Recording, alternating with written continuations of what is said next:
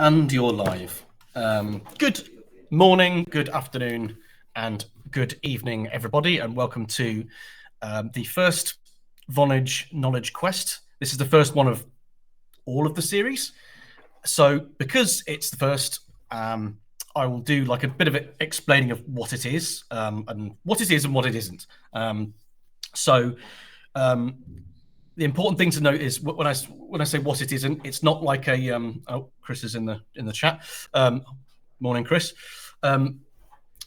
It's not like a formal talk like I would give at like a sort of a meetup or a conference. It's very, very informal. It's a session to show you PHP usage in Vonage stuff, but also it's a chance for developers that we have to ask questions about what we do and about our libraries and our tooling and our products, etc., etc., etc. So you can see I do actually have a slide deck, but I'm just going to run quickly through it, which would explain what the session is. During the session, I'll be keeping my eye on the chat because if you want to actually ask a question, you could just ask it in there, and then I will answer it. Or if there's a discussion, I say discussion because everyone's muted, so I could just talk to myself like an idiot. Whilst I'm just doing this part of the slides, I won't be able to see the chat because when you use Keynote, it blanks out everything and it blanks out all my monitors, and there's like no way of doing that. And also, there's a horrendous bug right now in Open Broadcasting Studio, which means that I can't use my fancy Stream Deck to do all the different screens and settings and things. I could just moan about all of that, but I don't really know what the bug is, and I've reported it to Apple. Fun times. Right.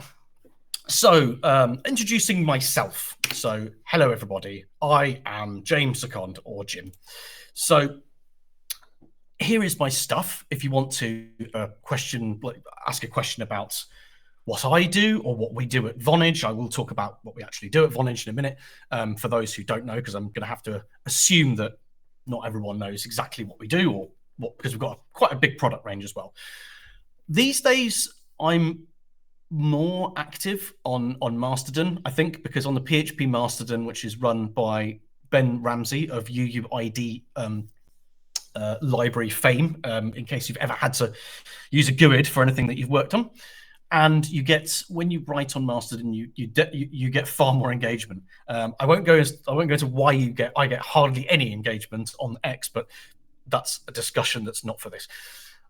I'm more active on LinkedIn, which is becoming, as more people as more accounts and things start on LinkedIn, it's becoming more and more bizarre, and people are treating it like a social network, which is really weird.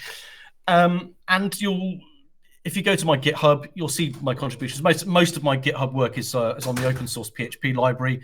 I will go into a little bit about that because it's going to be using it in the applications that I'm going to show you in demo. So for the session, what we're going to do is I'm just going to do an introduction. This is about security. So there is, I'm just going to do an introduction to two-factor authentication and the Verify API that we have. Two-factor, it's going to start from a sort of basic level, and then you'll actually see an implementation. So I've got to sort of start from the beginning, and then it'll get a bit more sort of complex as I actually show a proper full integration. We're going to be using the Messages API and Verify, and it will be in a Slim PHP app, which is kind of like a micro framework if you've never seen it. It's the other frameworks are sort of going this way, but when you install Symfony, for instance, Symfony doesn't come with all of the bells and whistles like Laravel does. Instead, Slim is a bit like when Symfony comes out the box. I don't even think it gives you an HTTP router to start off with. And it's quite a good way because then you get to sort of pick the components and pieces of the puzzle that you want. So then I'm going to up the game, and the second app after we've gone through the Slim PHP one, and I've got a bonus little Easter egg surprise for you for the Slim PHP one, but the bonus is going to be a implementation of web silent authentication, which sounds very, very jargony, but and it's a concept that is only really starting to take off and is quite a key thing of how Vonage is kind of changing and what its product lineup is like. So two-factor authentication is a sort of a brief outline. I mean, it sounds stupid saying this, but why do we need two-factor authentication? It fairly sort of writes itself, really, is that phishing attacks and hacking are so sort of prevalent. Really, it's not even two-factor auth used to be something that enterprise apps have done for over sort of 15 years, and people that have startups, and even in some cases people at scale-ups, are like, oh, don't need that. Now it's just an industry standard. You just need it, and that's there's no I can't think of any scenario where you can say, I don't think I need two-factor authentication. So it sounds stupid saying the benefits of it, but I mean, the benefits are you have to do it anyway, but it helps you with compliance. So if you've got things like GDPR, you can say this includes things like ISO 27001, which is a standard in the EU, which is where you store your data and where you can prove to investors or prove to the government that you know where your data is. Similarly, two-factor authentication is proving to potential investors, etc., that you are compliant. People are stupid. Sorry, people. People reuse passwords all the time. I do it, but things have changed with the advent of things like Bitwarden and Auth0 and things like that. But if you don't force them to, your end users are going to reuse their passwords. They just will. And of course, passwords can be phished, whereas in two-factor authentication or multi-factor authentication, if you want to increase more methods, then you can have something like a physical hardware token or a key, or it's a device that becomes your password. Talking of which, I will need to actually get my device. Just charging. So we'll visit the concept of your device as your password. That's effectively what parts of it, what this is really. And companies and the way we build software now have been changing really in the past 10 to 15 years. One of the main reasons why the adoption of two-factor authentication was so slow is that scale-ups that might start in PHP, they might start in Symfony, or they might start in Laravel, etc., are like, oh, right, well, now I've got to build my own two-factor authentication solution. And that's why the take-up would have been slow. Vonage offers the back end to you. So you don't have to worry about all you have to do is API calls. And because I'm the PHP Developer Advocate at Vonage, you don't even need to wrap around and write the solution within PHP. You get a PHP SDK that handles it for you that then calls Vonage. There you go. So the reason why I say the way that software is shipped now is being changed is that companies like Vonage become building blocks where you are using you're using third-party integrations for key bits of your app that you don't want to rewrite. An example is if your app takes money and you need to process payments, you are not going to work directly with a bank to try and work out a clearing system or try and use something like open banking to then come up with a way of processing card payments. You're just going to use Stripe. That's what Stripe's there for. Do you know what? That's a solution off the shelf. Likewise, I haven't explained what Vonage do. Obviously, you know that there's two-factor authentication, but we also have messaging. We're effectively what is known as a CPaaS, which is a communications platform as a service. That sounds nice and complicated. So CPaaS is voice, so integrating all voice via just API calls. And messaging, we have a video solution where you have a full backend dealing with video, joining, broadcasting, etc. We have a lot of security now. So the newest parts of security are our network APIs, which include things like number verification, and it comes into really what the verified two-factor authentication solution uses as well. So first of all, as a sort of a starting point, I'm going to bring up, I'll close this down so that I can actually look at the chat room, but we're going to go to the verify API spec is the first thing we're going to do because we've spec'd up everything in Open API. Can't really do, if there's a show of hands, has anyone not heard of Open API? Because It's actually, even though it's been around for a long time, OpenAPI only really started working with it about 6 or 7 years ago, and it's a surprise that it's not quite as prevalent as it is. So OpenAPI is a spec standard which defines how an API works. So at Vonage, all of our applications, all of our APIs have a full open API spec. There is so much tooling out there these days that you can honestly, there's documentation, there's importers. I did this once actually. I wrote a small Laravel app, and then it had about 6 or 7 endpoints, and then I did an export of it into OpenAPI, and then I imported it into an API gateway tool, which was Tyke, I think it was called, and it generated an API gateway for me. I mean, it's the power of OpenAPI is absolutely crazy. So what we're going to do is I'm going to show you the OpenAPI spec. Where is my browser? Here it is.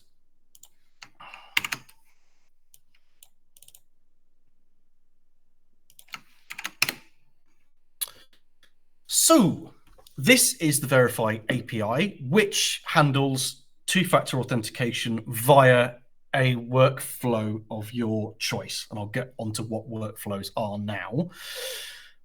Starting point, you want to start the process off. So there's a post request to the API. And here are some examples of what the body looks like. You can choose a channel to use, i.e. a delivery method. Or you can have a custom workflow by using multiple fallback options. So the first example is Silent Auth, but I'm going to display what Silent Auth actually is later. But let's go to SMS, for instance. So this is an example. If you post to Vonage, if you post the endpoint with a reference here, how long you want the code that's delivered to the person's device, and then I want to use SMS, and I want to send it to this number, it will then, providing that the request is okay, it will fire off the request. And if everything's okay, you will receive a message on the target device's phone with a code on it. And then you use another endpoint, which is check the supplied code against a request to see if it is valid. User says, I'm going to input this, which I saw on my device. You send the code. That is it. I've just scrolled down, so I've just answered Chris's question straight away. In the spec, we have a minimum of 4 if you want a custom, or we have a max of 10. You can, if you like, completely customize this solution if you want to. So if you leave it for the code, it will just default to 4 characters. But if you go up, you can use 4 to 10 characters, but you can make it completely customizable. So if you wanted to have some sort of state in your app where you're actually monitoring the codes that were going out, or for, I don't know, for GDPR reasons or something like that, you need a custom code that adheres to a particular pattern, then you can use your own. So there you go. Default 4 must be one of 4, 5, 6, 7, 8, 9, 10, etc., etc. The client ref is what is 256-bit alphanumeric. I do not know what would happen if you tried to send that. Well, I do, because it's over the character limit of 10. But let's not go mad. There is a client ref and a brand. For branding, this is why you will see. I cannot name our clients, but a client that sends you messages for a particular reason. I can't even say the vertical market of the industry, but it says it's from insert name of company. That's that company using us under the hood, using the brand. That's what that's there for. So you've sent the request, you get a code, but that was via SMS.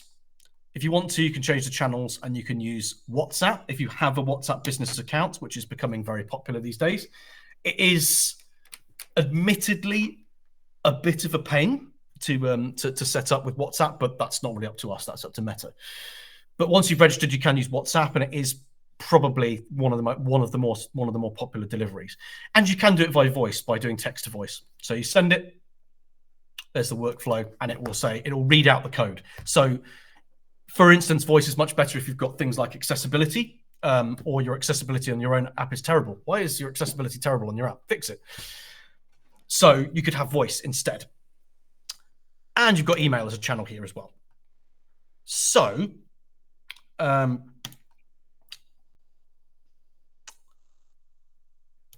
is a very good question from Ben, and I'm going to find out the answer. I don't think that you can customize the voice. You can use in the actual voice API itself. You can choose different voices, but I think in Verify, I think it's just set to a default voice. So if I go to, there you go.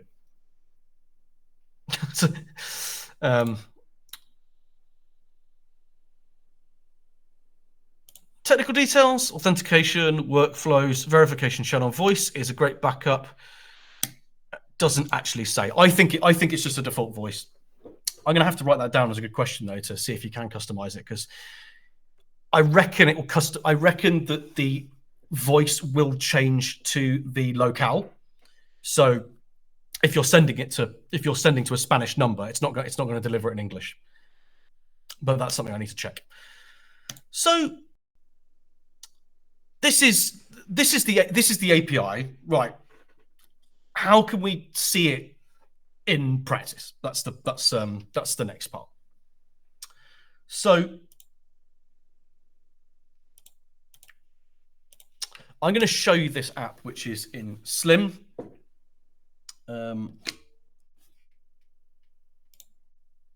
PHP Storm. Always use PHP Storm. I don't understand how people do not develop on PHP without PHP Storm. That's me shilling really badly.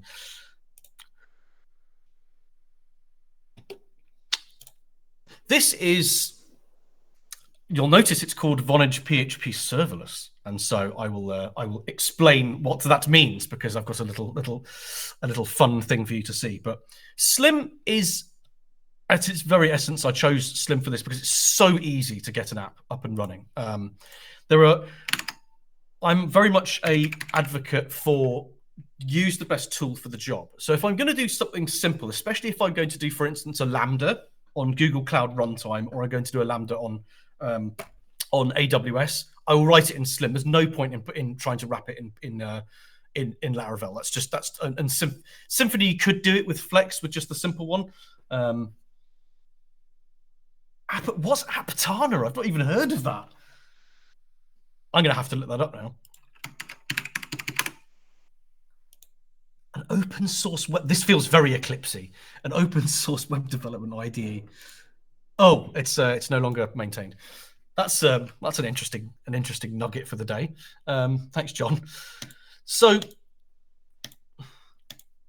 on Slim's page, this blows my mind every time I see it. You use auto load for Composer, and then you create an app, and then you just assign routes within it. It's a bit like the assigning routes within here certainly doesn't scale very well, and it looks very Express. And I'm not going to go into Express because Express.js is like the worst thing ever. But you go to app run, and that's the entry point to your app, and that's it. So the app that I've got,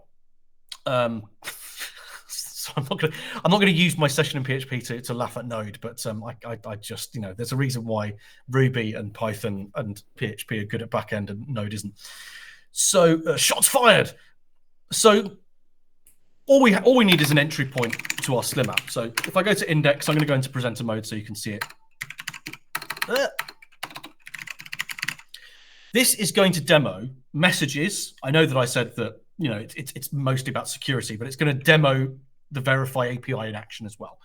So I'm going to show you the code, presentation mode. There we go. No, I don't want to enter the settings. I want to go into presentation mode. So we have auto load.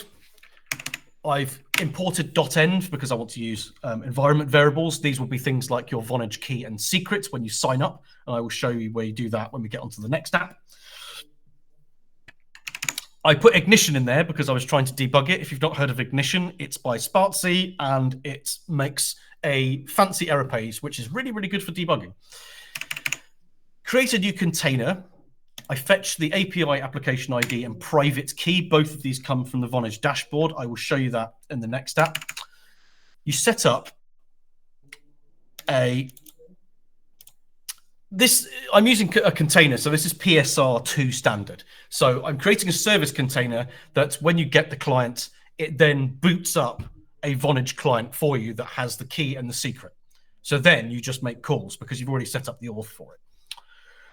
I've got a little DB. I know that there's been a bit of a resurgence and interest in SQLite lately, which I think is really interesting because I think people thought that SQLite is just like, yeah, but if you're going to actually do things in production, you actually kind of need a proper database.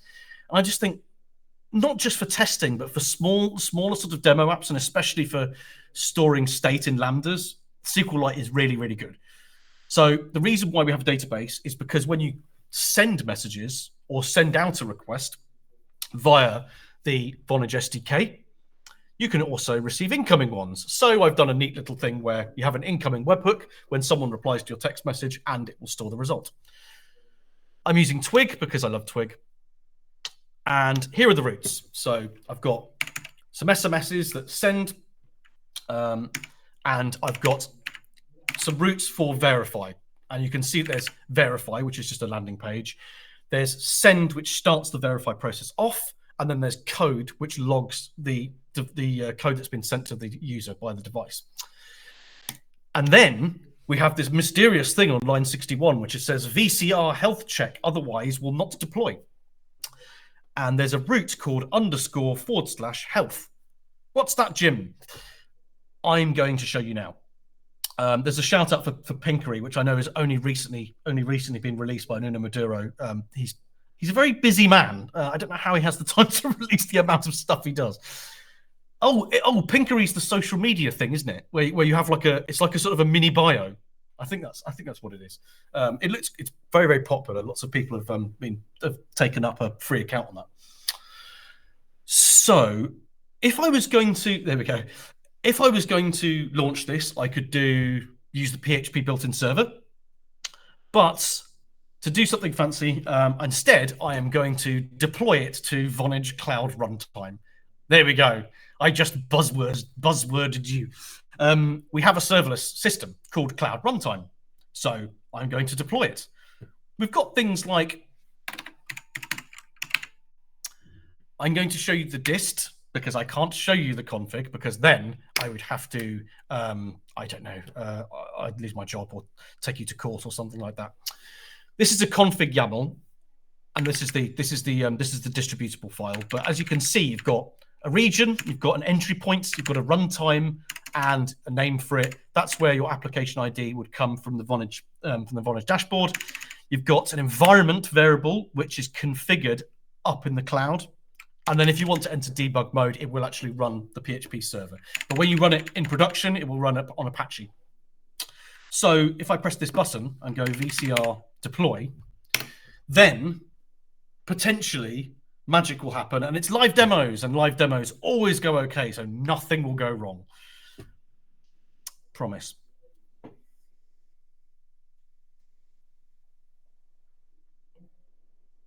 And whilst we are waiting for that, I'm going to bring up a page which will show you the app that's running. There's also going to be a little bit of waiting around because I've actually used in the app, I've used the Vonage design system, which is called Vivid, which is very, very funky. If you, for any reason externally, either you want a set of styled components, or for some reason you definitely want your app to look exactly like Vonage make their apps, which is unusual, but you may want to. Then it's got Vivid in it, but I'm using the CDN for it because I'm doing tool chains with Vite and things like that. And even back when we used to use Webpack, is so overblown and complicated. JavaScript tool chaining systems are just. Let's come out of presentation mode.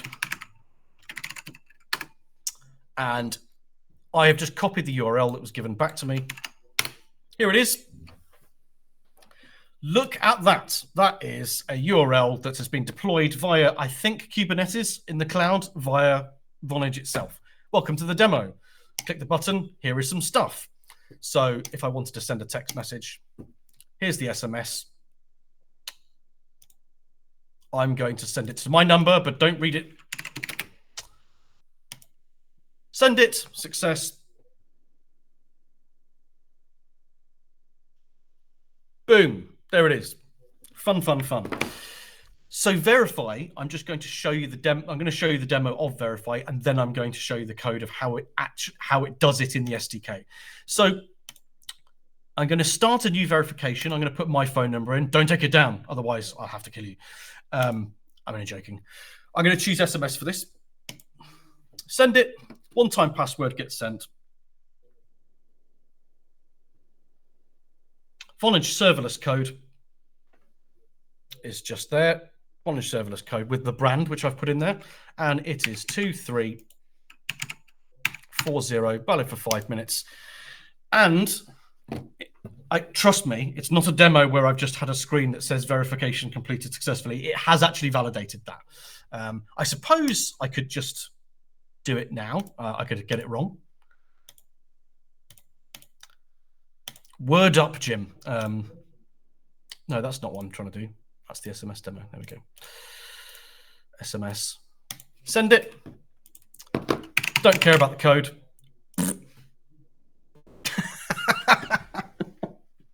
Didn't read it properly, which means that something has gone wrong in my SQLite. I love live demos. They're great, aren't they? I've got high hopes for the one that's in Laravel that's coming up in a second. So what's it actually doing? And the fact that there's a bug in there, you can now actually see it in the code. So I'm going to show it to you. I think what I'll do is, just before showing the code, actually, I'll show you how to configure the incoming messages. So I've got in my SQLite database, I've just got a little output that uses PDO for that. So you've got inbound messages. There's no incoming SMS messages. So to set it up, we are going to go to the Vonage dashboard for the first time because we haven't been to it yet.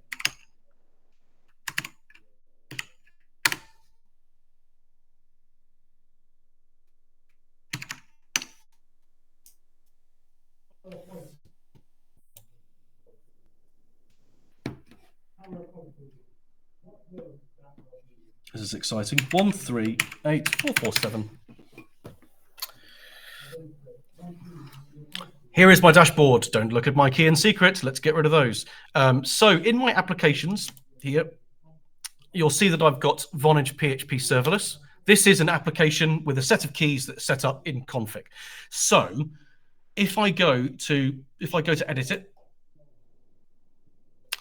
you have capabilities. These capabilities refer specifically to webhooks. So if you want to do a full integration of voice, where you are taking a load of actions by connecting people using SIP trunking or something like that, or you want to make outgoing calls, everything is handled via webhooks. So to configure it,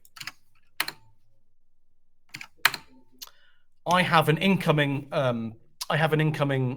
route for my Slim app. So I'm going to paste in my URL.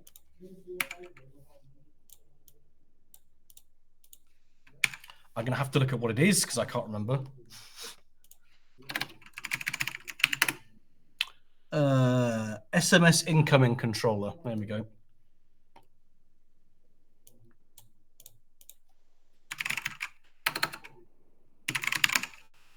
And I'll leave that. But the status URL is if you're tracking the status of where everything is. If there's different actions any users can take, you can take different actions depending on what you want your front end to do, for instance. I'm going to save that. And the number linked to this application, 8599, if I reply to the text message that got sent to me, we've got to pray to the demo gods. There could be a number of things to be set up. This is why doing testing for things like Vonage is quite interesting. Have a look at a talk that I did at PHP UK, which was on VCR. And VCR is a recording method when you rely on third-party libraries. because testing other people's stuff is kind of difficult and a bit problematic. So there's the number. And if I say Vonage Knowledge Quest and reply, it's sent it, Vonage Knowledge Quest, but the $1 million question is, hooray! It has saved it in SQLite. There it is. Lovely. So sending and receiving messages. Now we're going to look at the actual process of how Verify works. So you've got verify, verify send, and verify code. So if I go into the verify controller in PHP, I'm verify controller. Oh, it's index controller because I've named it according to the fancy way that we're supposed to do things now with invocable everything. So index, not too fancy really. The index just loads the page. So here we go. I've got a twig, and from twig, I'm going to render a page that I've already got. The important thing is when I go into the twig page, we've got a form.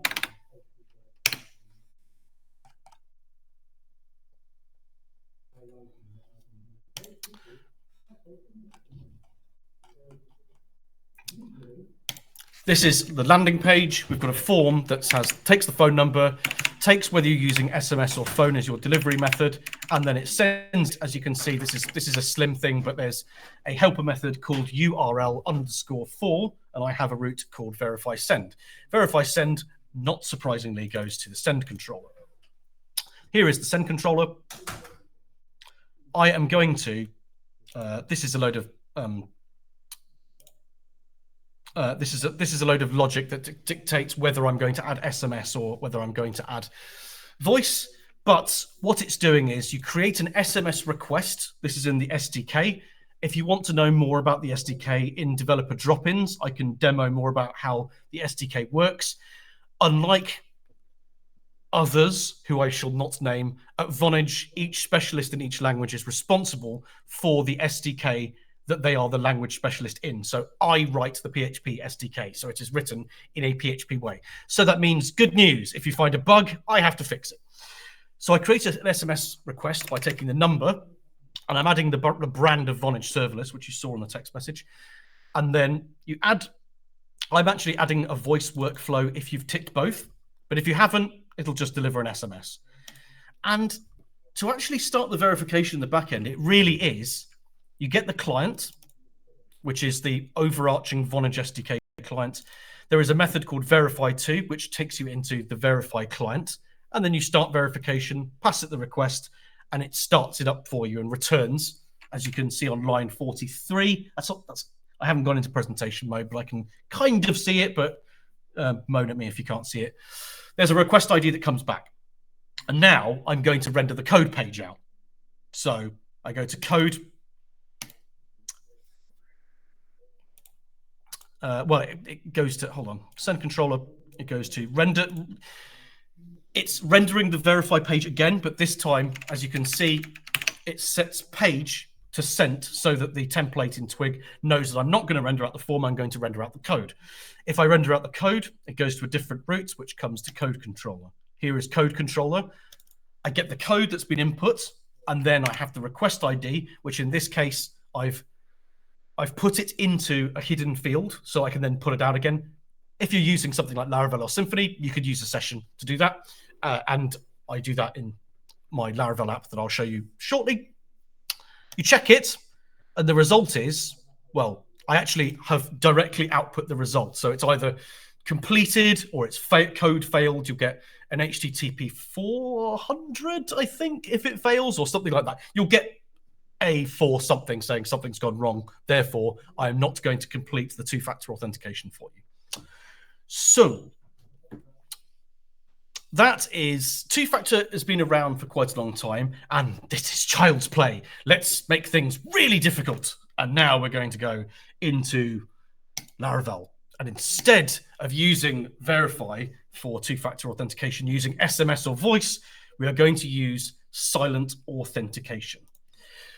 What is silent authentication, Jim? It is, I get asked this a lot, and it is complicated. It's the best way of putting it. So, silent authentication is an available channel within Verify, which instead of putting a code in, it is actually going to use your own device as your password, which sounds completely bonkers because it is. So, key things is it's device authentication via cellular. And also the important thing, and this is, I cannot stress this enough, as an advocate, I have to be very, very clear and honest. It is difficult to implement, and it has to be. So what it is it's a trade-off where the developers are going to find it hard to integrate, but it means that the end users of your app get seamless login. What it's actually doing is you put the number in, and then using Ericsson's entire network, it triangulates, checks your SIM that's in there to see if you are who you say you are. And if that sounds kind of sci-fi, it sort of is, and it's basically a next-gen product. But with all next-gen products, yes, it's difficult to implement. So the important thing about using silent authentication in a web context, because we're going to be using Laravel for this, is that it is... let's go back. I thought I had a slide for this, but I don't. It is. If you're wondering what the outrageous clicking sound is, I have the Matthias Tactile Pro keyboard, which is a remake of the Apple Extended Keyboard 2 from 1992, and it is the best keyboard ever. So, with that boring aside, the trade-off that you get here, as I've said, is difficult because we have native libraries for iOS and we have native libraries for Android. That is because really silent authentication works best with native apps. And the reason it works better with native apps is because a native app can control what system, what protocol it's going to use to deliver a request. So what the iOS and Android apps do is they actually force the outgoing HTTP request to go through cellular. Silent authentication will not work if you have Wi-Fi on, because Wi-Fi is Wi-Fi. So we cannot do that as much as I would like to on the web, because a progressive web application cannot, until the robots take over and GPT creates Terminator 2 for us, it cannot use any API to control the device's hardware. I say that, but weirdly enough, you can actually use another Ericsson invention, which is Bluetooth, because there are web APIs for Bluetooth, which does actually beg the question, I wonder if it's going to come. It might do. It looks like this. And if you want to investigate this further, or you want to create a test implementation of this, then I can walk through this with you, because it is quite complex, as you've seen. In this example, there's a node server, but I'll just go through my mouse. Oh, my mouse doesn't show on there. That's disappointing. So you send a request to the server. The server then creates a request in Vonage, and it returns a URL. And the URL, it's called a check URL, is returned to the browser. And what you need to do is the front-end code then needs to hit that check URL. When you hit it, you would have configured a callback, which will then come back from wherever it is in the cloud of Vonage. If you want to know what's happening, but under the hood, we're basically pinging communications platform providers everywhere to triangulate the signal and find out who you are.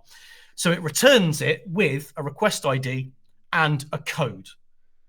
The code is then checked the same way as the others. So, yeah, it's pretty complicated.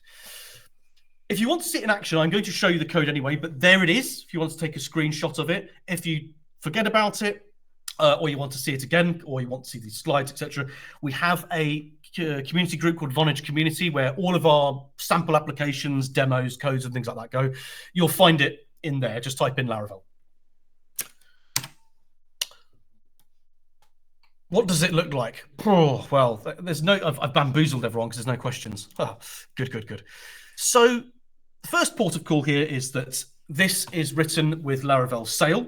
which reminds me that I have a talk to write after using and setting up Laravel Sail on this, which is that everyone pretends that Docker is the solution to all portability problems, and I need to write a talk saying that portability is a total lie. It is complete. It's always something wrong. Oh, you're using a Linux machine. It doesn't work on there. Oh, what's the thing about setting up Xdebug? If you set up Xdebug on Windows because you're masochistic for some reason, or you're setting it up on a Mac, it's fine because it uses docker.internal as the IP address.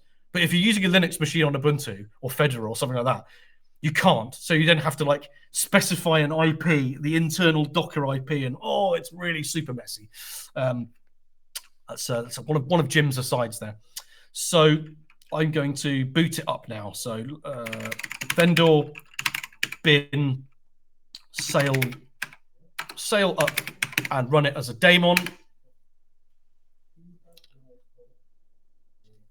Started. Amazing. Docker processes. There she blows. So, like I did with the serverless app, I'm going to demo this first, and then I'm going to show you how it works. That's good. Oh, I'm not running Vite. At least that's something I can fix. There was me moaning about Vite before, about I didn't like it. If you've never used Sail before, you can actually, what's quite handy is if you use vendor bin sail, you can then run commands within the container from there, which is quite nice. So, for instance, in this case, I'm going to run yarn. Anyone know why Laravel has just switched to yarn all of a sudden? There must be a reason for it. Yarn run dev. There it is. Internal server. Lovely. I reload it. Welcome to Vonage Silent Authentication in Laravel. So the only downside of this is because of the various caveats that I've said before, Silent Authentication is not going to work. And that's because we're slowly rolling out territories. You've also got the fact that it needs to be on a device, and the device needs to be on cellular. And it also means that I would have to put this into Vonage Cloud Runtime. I haven't done that yet. Or you could use something like ngrok to serve it onto the internets. But what it will do is it will show you that this is, unlike the Slim app, which was just a demo, this is actually using middleware to intercept what is happening in Laravel during login. So you log in, and the reason that it's logged in first time there is because I've previously logged in. That's great. I wonder if it's going to do it again, otherwise I'll have to register. Oh, right, yeah, fine. Jim 2. This is why I don't put live demos in my talks.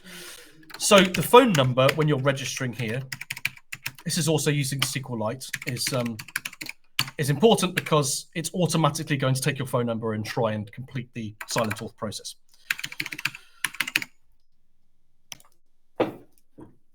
Oh, it won't let me register because of that. Brilliant. Right.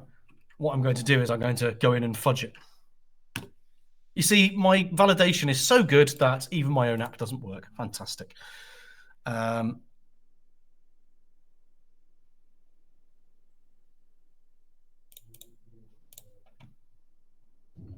Users, jim@jim.com. Email is not verified. There is the password. There is the phone number. So what I've done is I've not explained what my own app is doing, and my own app is actually tricking me, which is it's actually doing its job, which is quite funny. When you log in, it now writes a last login. So if you've logged in within the past 24 hours, it doesn't ask you for two-factor. But as soon as that trips over and it goes over 24 hours, then it will force you to do two-factor. So what I'm going to do is remove that. Like I said, if you want to get this code, you can ask me for it on X, or you can ask me on Mastodon, or you can hit me up on LinkedIn, etc., etc. So I'm going to save that. Now that will hopefully trigger the two-factor process. Jim@jim.com. The password is password for this. Don't use that as a password ever. So it's not past the check for 24 hours. So there we go. Start two-factor authentication. So what it's going to do now is it's going to attempt silent authentication. And because, first of all, there are many reasons why it hasn't. Well, there's one reason, which is I'm on an app that is localhost. And yes, thank you, Rachel, Lucia. That's her name's Lucinda. I just got her name wrong, so she'll tell me off in a minute. If you want to get further support, we have our own Slack, so you can hit us up and create an account there, and then you can come and bully me for all of your questions. The reason why it's not worked is because of Wi-Fi. But what's happened is it's used the fallback, and now it's gone straight to SMS. So Vonage code is 3378, which has just come back on my phone. Verified by SMS. And I'm now in a dashboard created by Laravel. But what I have done is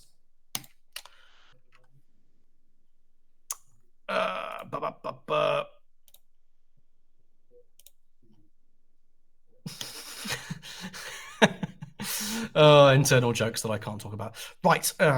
What I have done there is, when you use, this is one of the reasons why Laravel, for me personally, is so powerful in the developer ecosystem. And with delving into things like Express, I realized that the way that Node developers do things, and to some extent some other languages, but maybe not the major backend ones, is that you get a very basic thing, and then you have to pick through NPM or whatever package management or whatever runtime, because now you can choose Bun or you can use Dino or whatever. You have to build absolutely everything. Laravel, for instance, has Laravel Breeze. And if you look at Laravel Breeze, when you say run it, it just puts scaffolding where it puts password system. It runs migrations for users. It has a forgot password system. It's got a job system in here already that comes out with it. I think as Laravel developers or as PHP developers, because with Symfony you can equally build something as quickly for rapid prototyping, we really don't know how good we've got it. Because what I did in order to get Silent Auth working with an SMS fallback is I used middleware to interrupt the login process, so that now there's live middleware with an actual, as if it was a live app, which to do it this fast is just an amazing ability. Like, I mean, with things like Laravel, the developer experience is just so good, with so much attention to detail. Its docs are very, very thorough. It's why I'm able to kind of show something like this to you quite easily. So if I go into that SMS controller,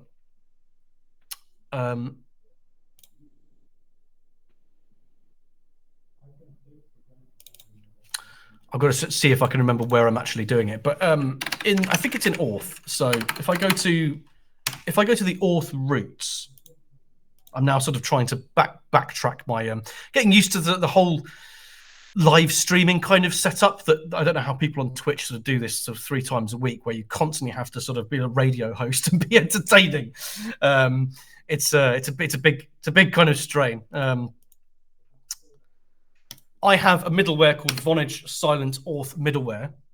So that is going to be on the roots. Where's my routing? There it is. So if I go to the auth root, when you go to login, you've got, here we go. You can see here we have Silent Auth middleware. So we know that once you've logged in, this is when you've logged in afterwards, you go into it, it's going to pull out the logged in user, but you cannot log in. So because we have to pass a test first. So in this case, this is going to check to see when the last login was.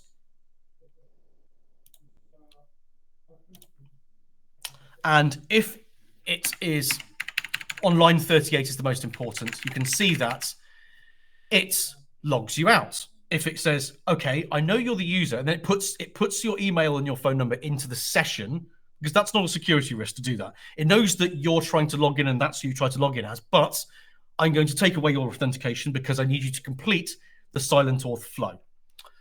And you can see here, you go to root silence. If we go to auth and root silent, you have a Silent Auth controller. This creates a client, and then starts off the process. So first of all, it renders out that button. Then when you click the button, this is what happens. It takes the redirect URL, which the front end has calculated from the template, i.e. here, but with, say, / incoming silent auth completion. I've already got your phone number, and that's where I'm sending it to. So like the previous Slim example, I create a request object within the verify namespace, call it Vonage under the branding, and send it. But this time I have a redirect URL. I send the verification off and I get a response. When I have the response, I have the request ID, which gives me the state within the Vonage backend. I'm going to store the check URL that comes back. So this is a synchronous method where if it's successful, it gives you back the request ID for tracking. And then it says, now your front end needs to follow this. So the back end here is actually following a direct redirect. Off it goes to do it. And the last part, which we've got about 9 minutes, I'm going to sort of skirt over because it's quite complex. But when you follow that check URL, when you've created that silent auth request, you can see you've given it a redirect URL, which is going to be a callback. Off it goes and does its thing with the communication networks. And then when it completes its thing, either it gives you a callback saying something has gone wrong, you're not able to do it, which you can then consume that and say, okay, right, I'm going to default back to what some other kind of mechanism, like SMS or voice. Or I'm then going to use the front-end JavaScript to deal with the last part of it. So this is the bit where the trade-off is quite difficult. You might remember that when you saw the spec, you saw that it comes back with a fragment, which is required because of URL states, rather than you can't, for instance, do a query parameter because a query parameter won't come back in a get the way that you're doing when you're swapping domains. So instead it comes back as a fragment. But you don't really have to think about that. You just need the front end JavaScript and the back end to be able to deal with extracting what comes back. So in views, I've got silent callback. And the actual template doesn't contain anything because it doesn't need to. What it needs to do is it needs to finish the previous request, and then it needs to extract what's come back, which in this case is the request ID and a code, and then it's going to attempt to finish the process off. So pulls out the request ID on line 17, it pulls out the code, and now it's going to use another internal route, which is silent check, to see if it completes the process or not. So if we go to silent check, which is going to be in silent controller. Originally, there was the callback. That's what we got back. So that's the reason why we rendered out auth silent callback. We've done that part now, and now JavaScript has sent an extra request back. And it's the key thing here is you cannot use, it might potentially work, but really it's not best practice to do this. If I go to the template, you will see that I am defining window.location.href. The browser must shift the entire domain of a redirect. You cannot do it via Ajax. It won't work. Or if it will work, it might work some of the time, but silent authentication is attempting to prove that the device is what it says it is. So if you don't shift the whole focus and try and redirect the user, it probably won't work. There's a check. So this is the incoming check, and this is the last part, which it then says, I've got an incoming request ID and a code. I've then got, I'm going to pull out the Vonage client SDK, and I've got a method called check. I give it the request ID and the code. And what comes back is, if I have a 200 with true, then I can get out the email, pull out the email from the database, auth, and then redirect them to the dashboard. Otherwise, there's an error, and I'm going to redirect you to log in. You don't have to log that user out because they've already been logged out. Job done. Like I said, it's difficult to give a talk or to explain, like, you know, to cover in a session like this, but that is the point of Vonage Knowledge Quest. the point of Vonage Knowledge Quest is if you have any questions, you can hit me up afterwards. Or if you actually want to see, there's two different examples of this, but if you want to see it in action with it's the same structure, but you want to see it in JS, there is actually a tutorial available to you that I wrote. So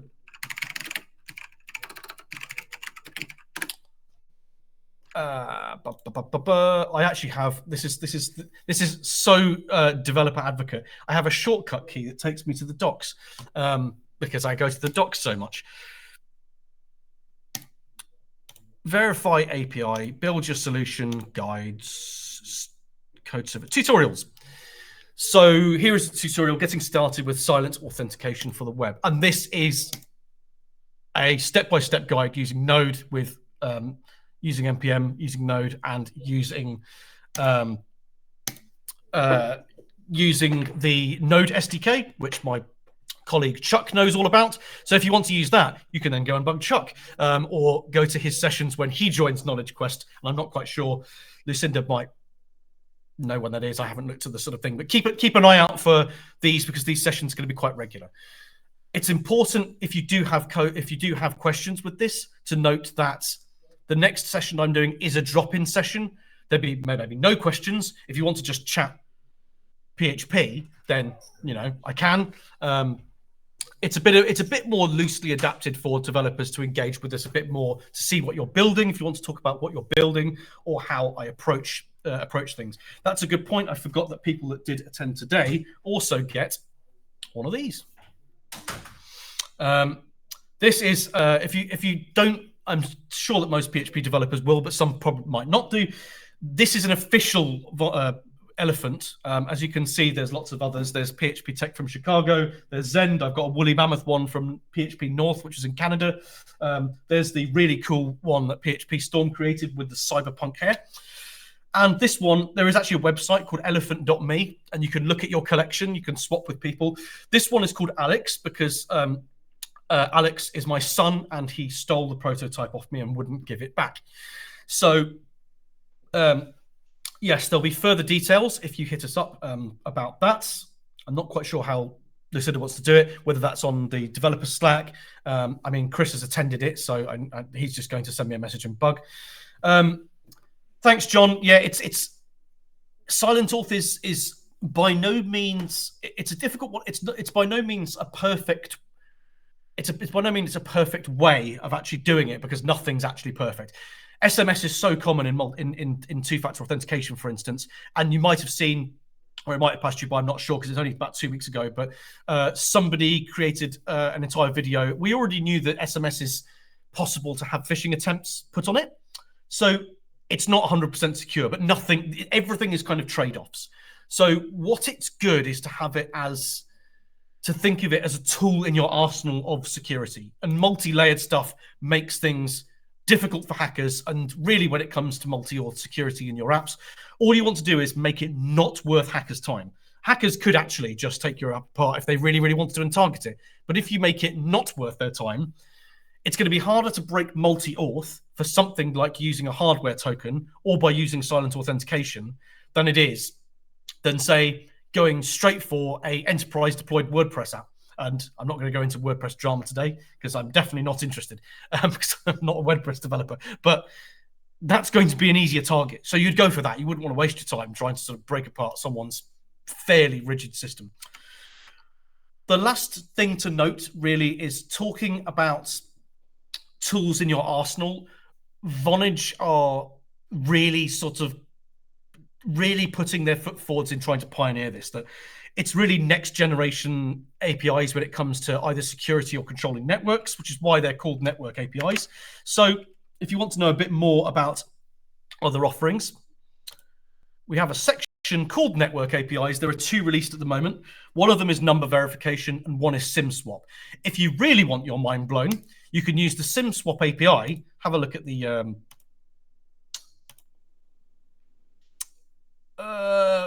API reference.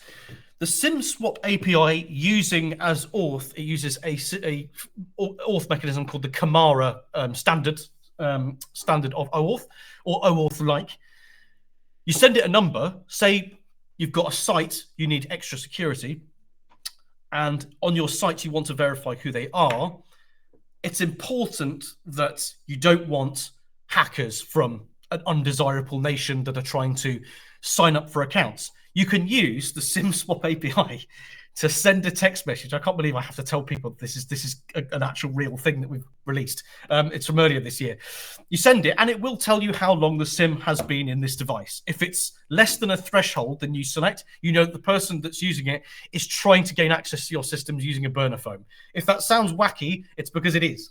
But you've also got, if you want to take out the last part of it, promise, is number verification. Number verification looks like verify. And if you go to the API reference, you send it a number and it comes back with, are you verified, true or false? If it looks like verify, that's because it sort of is. Really, the two things are different in that verify is a rounded product that enables you to have other workflows, but number verification is a piece of it if you just wanted to use one bit of it. So there we go. Thank you very much, everyone, for coming. I've just put thanks for attending. So there you go. Thanks for attending, everybody. Like I said, stay tuned for more sessions. The next one is a developer drop-in session, which at the moment is scheduled for the 30th. If you want to come along, if you want to ask serious questions, if you want to troll me, I suppose you technically could. I might not react because I'm a professional at what I do. But thank you very much, everyone, for coming, and have a good day. Bye-bye.